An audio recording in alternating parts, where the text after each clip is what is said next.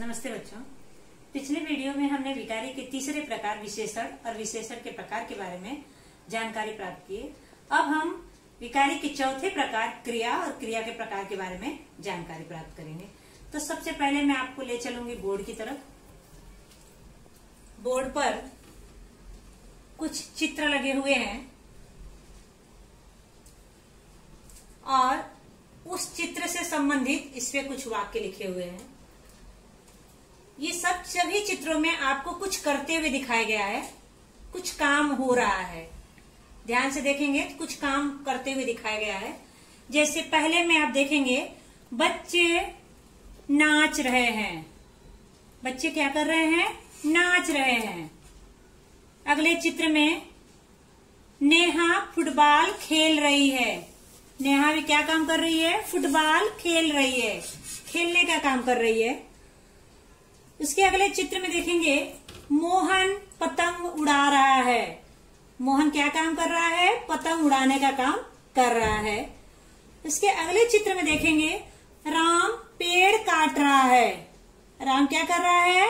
पेड़ काट रहा है, अर्थात राम पेड़ काटने का काम कर रहा है। उसके अगले चित्र में देखेंगे लड़की पुस्तक पढ़ रही है। लड़की क्या कर रही है? पुस्तक पढ़ रही है, अर्थात लड़की पढ़ने का काम कर रही है। अब यहाँ पे नाचना, खेलना, उड़ाना, काटना और पढ़ना, इससे क्या बोध हो रहा है? किसी न किसी काम का यहाँ पे बोध हो रहा है, अर्थात कोई न कोई यहाँ पे क्रिया हो रही है। अर्थात क्रिया का अर्थ क्या होता है? करना, कोई भी काम का करना या होना। अब हम चलते हैं क्रिया की परिभाषा की तरफ।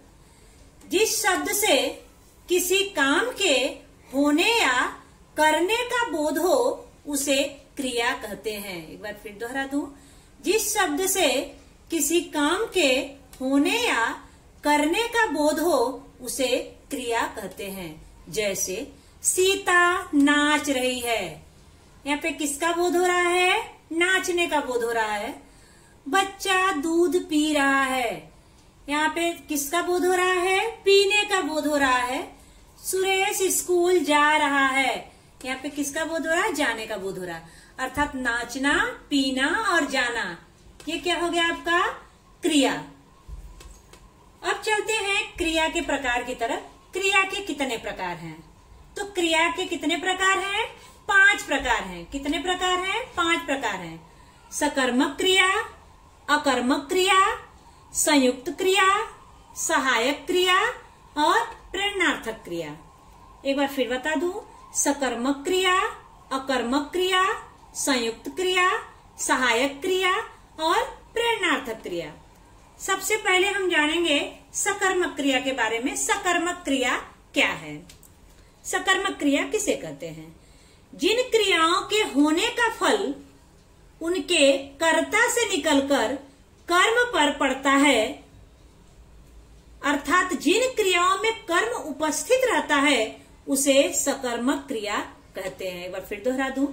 जिन क्रियाओं के होने का फल उनके कर्ता से निकलकर कर्म पर पड़ता है, अर्थात जिन क्रियाओं में कर्म उपस्थित रहता है उसे सकर्मक क्रिया कहते हैं।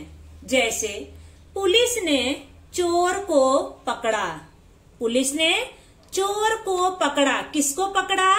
चोर को पकड़ा, अर्थात पकड़ने का काम किस पे हो रहा है? कर्म पे हो रहा है। पुलिस ने चोर को पकड़ा। पुलिस क्या हो गया यहाँ पे? कर्ता। चोर क्या हो गया यहाँ पे? कर्म। और पकड़ना क्या हो गया यहाँ पे? क्रिया। अब देखेंगे दूसरा उदाहरण। शिकारी ने शेर को देखा। शिकारी यहाँ पे क्या हो गया? कर्ता। शेर क्या हो गया यहाँ पे? कर्म। और देखना क्या हो गया यहाँ पे? क्रिया। अर्थात किसको देखा? शेर को देखा, अर्थात क्रिया का फल किस पे पड़ रहा है? कर्म पर। मोहन ने लिफाफा खोला। यहाँ पे खोलना क्या हो गया आपका? क्रिया। लिफाफा क्या हो गया आपका? कर्म। अर्थात खोलने का प्रभाव किस पे हो रहा है? लिफाफा पे हो रहा है, अर्थात क्रिया का प्रभाव कर्म पर पड़ रहा है। अगला है लड़का फूल तोड़ता है।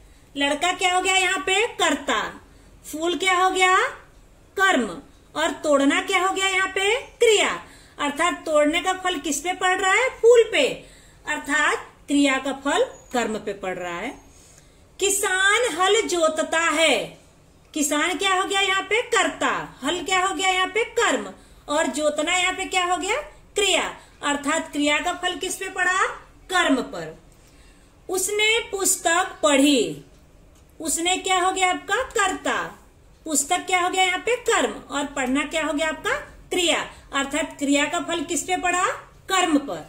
अर्थात यहाँ पे पकड़ना, देखना, खोलना और तोड़ना, जोतना, पढ़ना, ये क्या हो गया आपका? सकर्मक क्रिया हो गई, अर्थात सकर्मक क्रिया के अंतर्गत ये आते हैं। तो बच्चों, अब हम चलते हैं क्रिया के दूसरे प्रकार अकर्मक क्रिया की तरफ। हम लोग पहला पढ़े सकर्मक क्रिया अर्थात कर्म के साथ। अब चलते हैं अकर्मक क्रिया अर्थात बिना कर्म के। देखते हैं अकर्मक क्रिया किसे कहते हैं। जिन क्रियाओं के होने का फल केवल कर्ता पर पड़ता है, अर्थात जिसमें कर्म उपस्थित नहीं होता है, उसे अकर्मक क्रिया कहते हैं। एक बार फिर दोहरा दूं। जिन क्रियाओं के होने का फल केवल कर्ता पर पड़ता है, अर्थात जिसमें कर्म उपस्थित नहीं होता है, उसे अकर्मक क्रिया कहते हैं। जैसे लड़का हंसता है, लड़का क्या करता है? हंसता है। लड़का यहाँ पे कर्ता और हंसना यहाँ पे क्या हो गया? क्रिया, अर्थात क्रिया का फल किस पे पड़ रहा है? कर्ता पे पड़ रहा है। बच्चा सोता है, बच्चा क्या हो गया यहाँ पे? कर्ता। और सोना क्या हो गया यहाँ पे? क्रिया, अर्थात सोने का फल किस पे पड़ रहा है? बच्चे पे, अर्थात क्रिया का फल कर्ता पे पड़ रहा है। फूल खिलते हैं, फूल क्या हो गया यहाँ पे? कर्ता। और खिलना क्या है? हो गया यहाँ पे? क्रिया, अर्थात क्रिया का फल किस पे पड़ रहा है? कर्ता पे पड़ रहा है। अगला, रवि दौड़ता है, रवि क्या हो गया यहाँ पे? कर्ता। और दौड़ना क्या हो गया यहाँ पे? क्रिया, अर्थात क्रिया का फल कर्ता पे पड़ता है। अगला, सैनिक लड़ता है, यहाँ पे लड़ना क्या हो गया? क्रिया। और सैनिक क्या हो गया? कर्ता, अर्थात क्रिया का फल किस पे पड़ रहा है? कर्ता पे पड़ रहा है। तो इसी प्रकार ये परिभाषा देखिए कि जिसमें क्रिया का फल कर्ता पे पड़ता है उसे क्या कहते हैं? अकर्मक क्रिया, अर्थात हंसना, सोना, खिलना, दौड़ना और लड़ना, ये क्या हो गया? अकर्मक क्रिया हो गई है। अगला चलते हैं क्रिया के तीसरे प्रकार संयुक्त क्रिया पर। संयुक्त क्रिया किसे कहते हैं? जब दो या दो से अधिक क्रियाओं का एक साथ प्रयोग किया जाता है, उसे संयुक्त क्रिया कहते हैं। एक बार फिर दोहरा दूं। जब दो या दो से अधिक क्रियाओं का एक साथ प्रयोग किया जाता है, उसे संयुक्त क्रिया कहते हैं। जैसे राम ने रावण को मार डाला, ये क्या हो गई? दो क्रियाएं, दो या दो से अधिक क्रियाएं, मारना और डालना। अगला, नितिन बोलने लगा, यहाँ भी दो क्रियाएं, बोलना और लगना। अगला, मैंने खाना खा लिया, खाना और लेना, दो क्या हो गया यहाँ पे? संयुक्त क्रिया। वे दोनों चले गए, चलना और जाना, ये क्या हो गया? आपकी दो क्रियाएं, मतलब संयुक्त क्रिया। राजू रोने लगा, यहाँ पे रोना और लगना, क्या हो गया? आपकी दो क्रियाएं, अर्थात मारना, डालना, बोलना, लगना, खाना, लेना, चलना, जाना और रोना और लगना, ये क्या हो गया? आपकी संयुक्त क्रिया, अर्थात जहां पर दो या दो से अधिक क्रियाएं होती हैं, वो क्या होता है? आपका संयुक्त क्रिया होता है। अब हम चलते हैं क्रिया के चौथे प्रकार सहायक क्रिया की तरफ। सहायक क्रिया किसे कहते हैं? मुख्य क्रिया की सहायता करने वाली क्रिया को सहायक क्रिया कहते हैं। एक बार फिर दोहरा दो। मुख्य क्रिया की सहायता करने वाली क्रिया को सहायक क्रिया कहते हैं। अब देखेंगे, जैसे आलोक खेलता है, ये खेलना क्या हो गई? आपकी मुख्य क्रिया, और है क्या हो गई? आपकी सहायक क्रिया। मतलब है क्या कर रही है? खेलना की सहायता कर रही है। यदि है ना हो तो ये वाक्य पूरा नहीं हो सकता है। अगला है, उसने पत्र पढ़ लिया है, यहाँ पे पढ़ना हो गया आपकी मुख्य क्रिया और लिया है आपकी सहायक क्रिया। मैं खा चुका हूँ, चुकना यहाँ पे क्या हो गई आपकी मूल क्रिया, और हुई क्या हो गया आपकी सहायक क्रिया। अगला लड़के पढ़ रहे होंगे, यहाँ पे पढ़ना आपकी मुख्य क्रिया है और रहना और होना आपकी क्या है, ये सहायक क्रिया। ये दोनों सहायता कर रही है मुख्य क्रिया की। मैंने तय कर लिया, करना यहाँ पे क्या हो गई आपकी मुख्य क्रिया हो गई, और लेना क्या हो गई सहायक क्रिया। अर्थात सहायक क्रिया मुख्य क्रिया की सहायता कर रही है। अर्थात है, लिया है, हूं, रहे होंगे, लिया, ये क्या हो गया आपकी सहायक क्रिया हो गई, ये मुख्य क्रिया की सहायता करती है। अब हम चलते हैं क्रिया के पांचवें प्रकार प्रेरणार्थक क्रिया की तरफ। प्रेरणार्थक क्रिया किसे कहते हैं?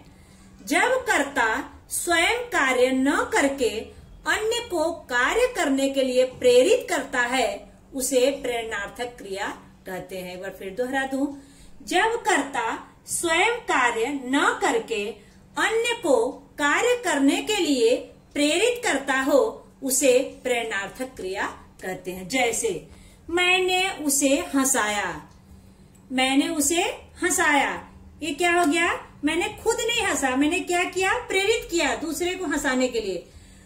मैंने उससे पुस्तक लिखवाई, यहाँ पे कर्ता खुद नहीं कर रहा है, क्या कर रहा है, दूसरे अन्य व्यक्ति से करवाने का काम कर रहा है। विनोद मनोज को पाठ पढ़ाता है, क्या कर रहा है, विनोद मनोज को पाठ पढ़ा रहा है, खुद नहीं पढ़ा, यानी कर्ता अन्य व्यक्ति से करवा रहा है। शिक्षक छात्र से पाठ पढ़वाता है, अभी शिक्षक क्या कर रहा है, यहाँ पे छात्र से पाठ पढ़वा रहा है। कपिल चेतन से गृह कार्य करवाता है, कपिल क्या कर रहा है, चेतन से गृह कार्य करवा रहा है, यानी अन्य से करवा रहा है। अब प्रेरणार्थक क्रिया में हम देखेंगे दो रूप होते हैं। यहाँ भी हमने देखा हंसाया अलग है, लिखवाई अलग है, पढ़ाता अलग है, पढ़वाता अलग है, करवाता अलग है। इसलिए इसमें भी इसके दो रूप होते हैं। प्रेरणार्थक क्रिया के दो रूप होते हैं, कौन कौन से, प्रथम प्रेरणार्थक क्रिया और द्वितीय प्रेरणार्थक क्रिया। एक बार और दोहरा दूं, प्रथम प्रेरणार्थक क्रिया और द्वितीय प्रेरणार्थक क्रिया। तो बच्चों अब चलते हैं प्रेरणार्थक क्रिया के प्रथम रूप, प्रथम प्रेरणार्थक क्रिया की तरफ। प्रथम प्रेरणार्थक क्रिया किसे कहते हैं? जब कर्ता स्वयं भी कार्य में सम्मिलित होता हुआ प्रेरणा देता हो, उसे प्रथम प्रेरणार्थक क्रिया कहते हैं। एक बार फिर दोहरा दूं, जब कर्ता स्वयं भी कार्य में सम्मिलित होता हुआ प्रेरणा देता हो, उसे प्रथम प्रेरणार्थक क्रिया कहते हैं। जैसे नीरज सबको भजन सुनाता है, नीरज क्या करता है, सबको भजन सुनाता है, अर्थात कर्ता इसमें खुद भी शामिल है। सुनाना यहाँ पे क्या हो गया आपका प्रथम प्रेरणार्थक क्रिया। नरेश बिल्ली को दूध पिलाता है, पिलाना क्या हो गया यहाँ पे प्रथम प्रेरणार्थक क्रिया। गीता खरगोश को गाजर खिलाती है, खिलाना क्या हो गया यहाँ पे प्रथम प्रेरणार्थक क्रिया। वह बच्चों को पढ़ाता है, पढ़ाना भी क्या हो गया यहाँ पे प्रथम प्रेरणार्थक क्रिया, अर्थात कर्ता यहाँ पे खुद भी सम्मिलित है, इसलिए यह प्रथम प्रेरणार्थक क्रिया है। अगला हम चलते हैं दूसरा, द्वितीय प्रेरणार्थक क्रिया किसे कहते हैं?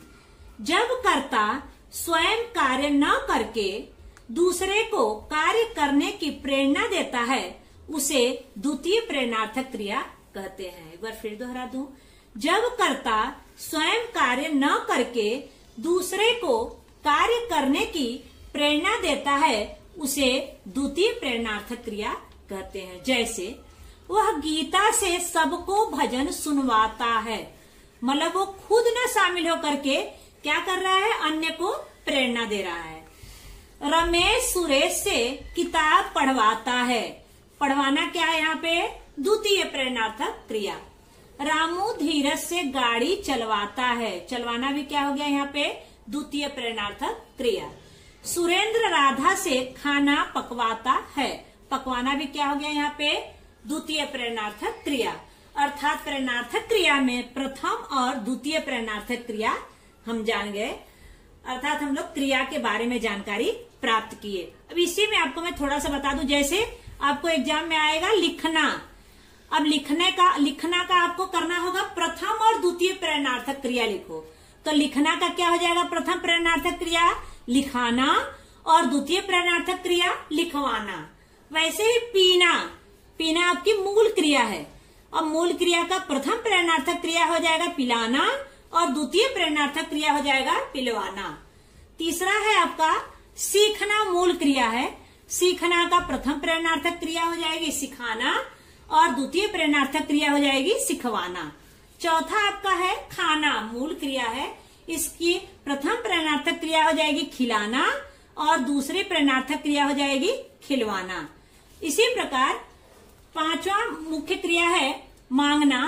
मांगना की प्रथम प्रेरणार्थक क्रिया हो जाएगी मंगाना और दूसरी प्रेरणार्थक क्रिया हो जाएगी मंगवाना। इसी प्रकार अगला है आपका लूटना, मूल क्रिया है। मूल क्रिया का प्रथम प्रेरणार्थक क्रिया हो जाएगी लुटाना और द्वितीय प्रेरणार्थक क्रिया हो जाएगी लुटवाना। इस प्रकार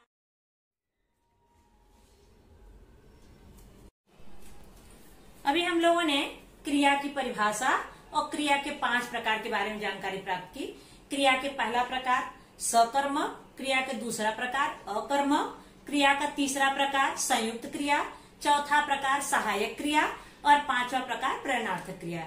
इस प्रकार हम लोगों ने विकारी के चारों प्रकार के बारे में जानकारी प्राप्त कर लिए। अब आगे की वीडियो में हम अविकारी के बारे में जानकारी प्राप्त करेंगे। धन्यवाद।